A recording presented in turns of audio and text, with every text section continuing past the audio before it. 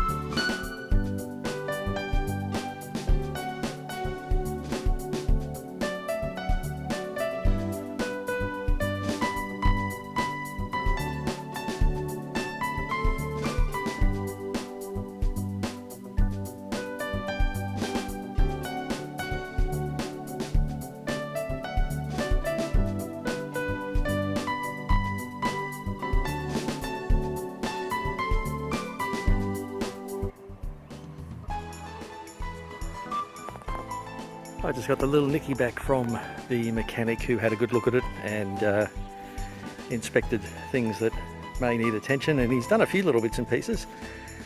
Things that were left a particular way by the previous owner for whatever reason, like even this didn't catch properly and now it does. He's fixed the catch behind there. He's a little bit unhappy with the engine being red or orange as it is sort of now. He says it should be black because that gives you better temperature to displacement when it heats up, and he said one day he might, if I want to, paint it black for me, so I'll put that on the maybe list. I don't know, I kind of like it the way it is. It looks a bit different. The car tells a story. He did change this though. That was the orangey red colour, and he's put that back into the factory black. He's attached the stone guard underneath that they call the guitar because it's sort of shaped like a guitar and sits underneath. I got that off a paddock full of wrecked Nickies rusting away, and indeed the cover is surface rusty, but it'll do the job for the moment, and one day I'll paint it properly. He's put some nylon. Oh, that's hot. I just drove at 100 k's for half an hour, so yes, it's very hot.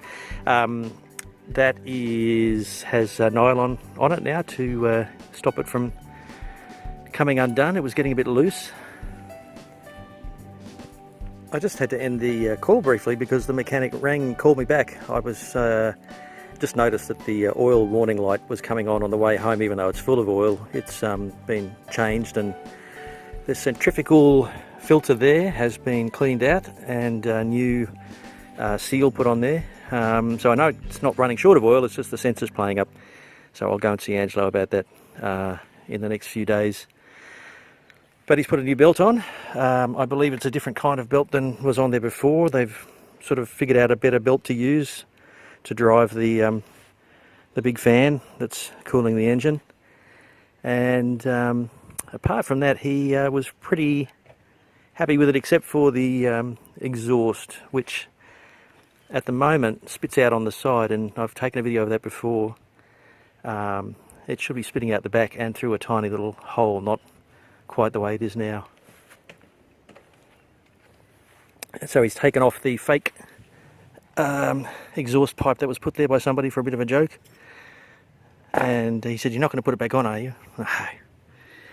No, it's fine. Clean a look behind anyway if it doesn't have that thing poking down the bottom. Yeah, so, and the other thing he's alerted me to is that the clutch is going. I didn't notice it because it still takes up pretty low according to my reading of it, but it does flare when you're going up a hill and changing from second to third or thereabouts. So yeah, I can, now that he's pointed it out, I can understand it.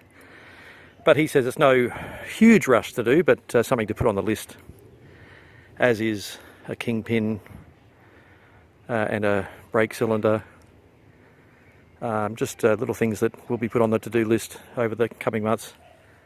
Anyway, it's good that somebody who knows what's right and what's wrong is looking after it.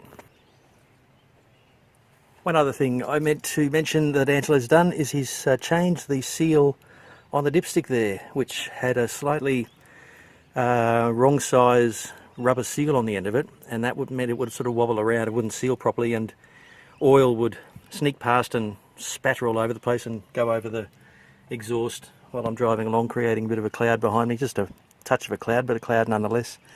So that's now sealing properly, and I've just driven it home at, as I said, 100, and no oil has gotten out. It's nice and clean, although I'll have to give the whole engine a bit of a wash down again, I think.